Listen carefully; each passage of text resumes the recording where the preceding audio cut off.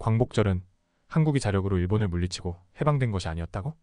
미국을 위시한 연합국의 승리로 해방되었다고 한다. 정말 그럴까? 그럼 전시작전지휘권이 없는 대한민국은 미국의 속국인가? 그래서 목사들이 그토록 한미동맹을 외치는가? 무명의 독립군이 만주벌판에서 일본군과 싸우다 피를 흘리고 산화한 무장 항일 투쟁 역사를 부인하고 임시정부는 국제사회의 승인도 받지 못했다고 비난한다.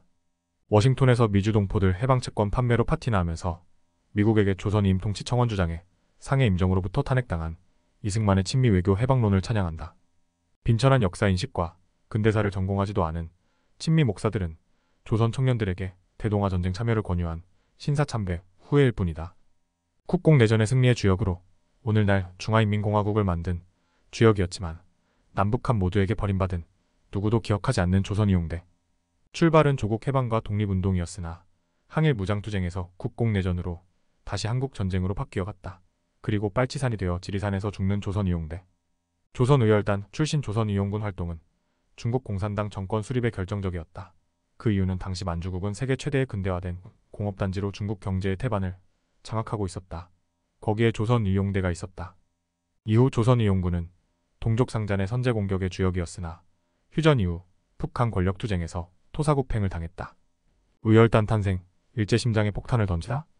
1919년 11월 9일 만주 길림성 파오문 밖 중국인 농부 반시집에서 신흥무관학교 출신 13명이 모여 의열단을 결성한다. 김원봉은 자유는 우리의 힘과 피로 쟁취하는 것이지 결코 남의 힘으로 얻어지는 것이 아니다. 의열단은 암살과 파괴 활동을 전개하기 위해 옥파괴 칠가살이라는 행동 목표를 의열투쟁의 지침으로 삼는다. 1920년대 독립운동 이론을 정리한 신채호의 조선혁명선언은 의열단의 행동 강령이었다. 조선 총독부, 한인 관리들에게 보내는 의열단 경고문, 한민족의 한 사람으로서 양심이 있다면 항일 독립운동을 방해하지 말라. 의열단은 창립부터 7년간 암살과 파괴를 목적으로 투쟁을 전개하였다. 김구는 현상금 60만 대양인 반면 김원봉은 100만 대양, 현재 가치 320억이었다. 의열단 노선투쟁. 1924년 의열단의 기존 노선에 상해청년동맹회 비판이 가해지기도 하였다. 1929년 김원봉은 의열단원의 희생만을 강요하는 기존의 투쟁 노선을 전환할 것을 검토한다. 민족유일당운동. 만주사변 이후 조선혁명당, 한국독립당이 통일전선, 민족유일당운동이 주요한 과제로 떠올랐다. 김원봉과 의열단은 좌우통합의 민족혁명당에 참여한다. 1935년 7월 5일 2차 국공합작이 성사되자 김원봉 민족혁명당, 김성숙 조선민족해방동맹, 유자명 조선혁명자연맹, 최창익, 김학무 조선청년전위동맹은 좌우 합작한 조선민족전선연맹이 결성된다. 1938년 10월 김원봉 주도로 조선민족전선연맹이 중국 국민당과 제휴해 우한에서 조선의용대가 창설되며 독자적 군사조직을 확보한다. 자유시 사변 등도 결국은 무장군사조직 독자성 문제가 좌우 군사조직 갈등의 관건이었다. 김원봉은 일정 부분 군사조직의 독자성을 확보하지만 장제스 정권에게 김원봉은 비토 그룹이 된다. 조선의용대의 내부 분열. 조선의용대의 주요 간부들은 대부분 의열당과 민족혁명당에서 양성된 조선혁명 간부학교 출신들이 많았다. 그러나 조선인이 없는 지역에서 벌이는 의열단 대원들의 정치선전 활동에 회의를 품게 됐고 더구나 장제스의 항일 의지에 대해서도 의심했다. 1937년 민족혁명당, 전위동맹, 최창익, 김학무 등은 중국 공산당과 협력하기 위해 동북으로 진출해야 한다는 동북 노선을 제기하자 김원봉 등 민족혁명당 지도부는 국민당에 의거하여 서쪽으로 나아가자는 서북 노선을 주장하였다. 이런 북상 전략은 만주로 진출하면서 그곳의 조선인들을 흡수해 힘을 키우고 일본군을 격파해 조국의 해방을 이루자는 항일 무장투쟁 노선이다. 김원봉을 거부한 중국 공산당. 1941년 김원봉을 제외한 조선이용대 주력은 국민당의 감시를 피해 황하를 건너 타이양산의 중국 공산당 팔로군 지역으로 들어간다. 김원봉도 예난으로 가서 조선이용대를 지휘할 의사가 있었지만 저우얼라이는 정식으로 거절했다고 한다. 중국 공산당은 김원봉의 예난행을 원치 않았다. 중국 공산당의 선택은 군사는 무정, 정치는 김두봉이었다. 조선인 학도병은 항일 의지가 뚜렷하고 교육 수준이 높고 일본어를 구사할 수 있었다. 팔로군 각 사단에 소속된 의열 단원들은 일본군과 일본군 내의 조선인에 대한 선전, 일본군과 일본군적 조선인 포로에 대한 교육 등을 담당했다. 김원봉을 거부한 장제스. 조선이용대 주력 부대가 팔로군으로 넘어가자 충칭 김원봉 의열단은 중국 국민당의 요구대로 임시정부와 연합하는 길을 선택하지 않을 수 없었다. 충칭 김원봉 조선이용대는 광복군 제1지대로 편입되었고 김원봉은 광복군 제1지대장 겸 부사령관, 임시정부 군무부장이 되었다. 하지만 김원봉은 임시정부 내에서도 견제받는다. 심지어 미군은 OSS의 독수리 작전에서도 김원봉의 광복군 제1지대는 배제되었다. 중국 공산당의 통제 아래 놓인 조선이용군. 조선이용대 화복지대로 조직을 정비한 의용대는 1942년 중국 공산당 통제의 조선이용군으로 재개편한다. 중국 공산당은 반파쇼대 동맹이라는 국제조직을 앞세워 조선인의 군사조직인 조선이용군의 지휘권을 장악했다. 중국 공산당은 화복조선 독립동맹 지도자로 김두봉을, 조선이용군의 지도자는 무정을 선택했다. 1942년 반소탕전. 1942년 20개 사단 약 40만 명을 동원한 일본군이 팔로군 총사령부와 조선이용대 지대본부가 있던 마전을 공격한다. 펑도아이, 덩샤오핑 등 팔로군 최고 지휘부와 의용군 최고위급 간부들이 모두 포위되는 위기를 맞았다. 이에 조선이용대 지대장 박효삼의 지휘 아래 일본군과 치열한 접전 끝에 팔로군 사령부는 탈출에 성공했다. 이 과정에서 팔로군 총사령부 참모장 최권 장군과 조선이용대의 진광화, 윤세주가 전사한다. 지금도 마전 운두저촌에 가면 건물 담벼락 세면에 선명한 우리말 글귀가 남아있다. 만주국 점령이 국공내전 승부수. 만주 사변으로 동북사성을 장악한 일본은 만주국을 세워 철도, 대규모 공업지대, 거대 탄광을 개발하였다. 동북공업화에 앞장선 사람이 아베 신조 총리의 외조부 키시노부스케였다. 만주국 경제개발 5개년 계획은 만주군 출신 박정희 정권 경제개발 5개년 계획 경제의 원형이 된다. 1936년 만주국 경제고문으로 부임한 그는 1939년 만주산업개발 5개년 계획을 수립하였다.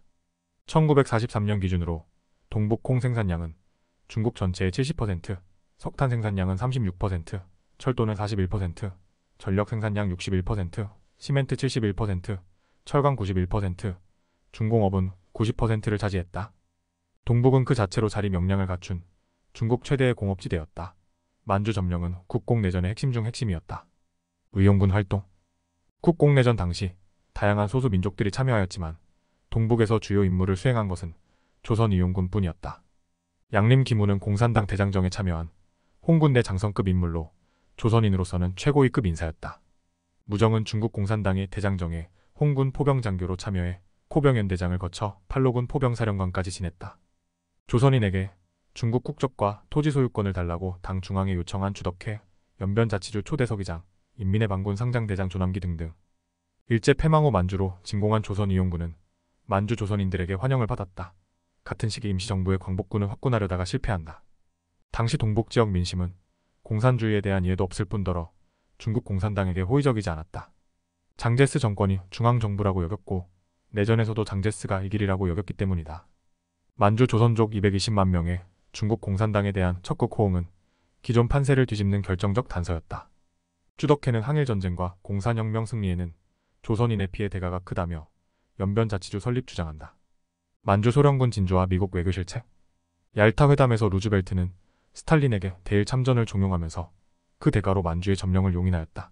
특히 국민당, 공산당 간 분쟁에 대해 미국은 단지 중국 내전으로 치부하고 장제스 정권의 무능부패만을 비난했다. 국공내전 당시 불간섭주의로 공산화를 방관한 미국은 도미노 이론으로 한국전쟁 개입하자 일본은 기사회생한다. 만주의 진주한 소련군은 관동군과 만주군 무장해제와 철도, 교통, 통신기관을 접수하면서 관동군으로부터 접수한 무기의 태반을 공산군에게 넘겼다. 장제스의 동북조선인 차별정책. 동북조선인들은 처음부터 중공 측에 섰다. 가장 큰 이유는 현지 중국인들과의 갈등 때문이었다. 광복 후 일본 앞잡이로 몰린 조선인 8,000명이 중국인에게 짓밟혔다. 장제스 정부는 동북조선인을 일본 만주 침략 앞잡이로 중국 국민으로 인정할 수 없다고 한교라고 불렀다. 또한 조선인들이 형성한 재산과 토지는 소유권을 인정하지 않았고 조선인을 남한으로 강제 송환할 생각이었다. 장제스 정권은 조선인들을 애써 회유하려고 하지 않았고 상해 임정과 광복군을 활용하려고도 하지 않았다. 중국 공산당 회유책. 이에 반해 중국 공산당은 조선이용군을 통해 조선인들을 적극적으로 포섭하여 내전에 활용하려고 했다. 조선인들에게 이중 국적을 부여하고 조선인을 행정 책임자로 임명하고 자치권을 부여한다. 중공의 토지개혁 선언에서 중국 공산당은 토지 분배에서 한족과 조선인을 똑같이 대우했다. 국공내전 초반 국민당군의 우세한 공세 앞에서 공산군이 압도적으로 밀리는 상황에서 공산군에 참전한 조선인 6만 명은 가장 적극적으로 싸웠다. 동북조선의용군 편성은 남만에서 활동하는 제1지대, 하얼빈을 중심으로 제3지대, 영기를 중심으로 활동하는 제5지대로 조직된다.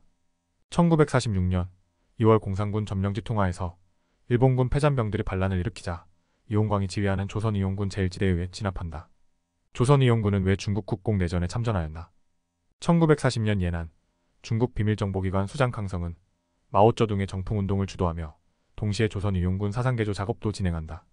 조선이용군 내 민족주의가 비판되면서 조선혁명은 중국혁명과 함께 풀어야 된다는 국제주의로 무장되었다. 1945년 주덕해 옌벤 조선족 자치주 주석, 이상조, 조선독립동맹 북만주 특위가 이끌던 3지대는 중국인민해방군 164사단이 됐다. 남만주의 1지대는 인민해방군 166사단이 됐고 동만주 5지대는 인민해방군 156사단이 됐다. 국공내전에서 승리를 거두면서 대원들 사이에선 이제는 조국으로 돌아가자는 정서가 생겨났다.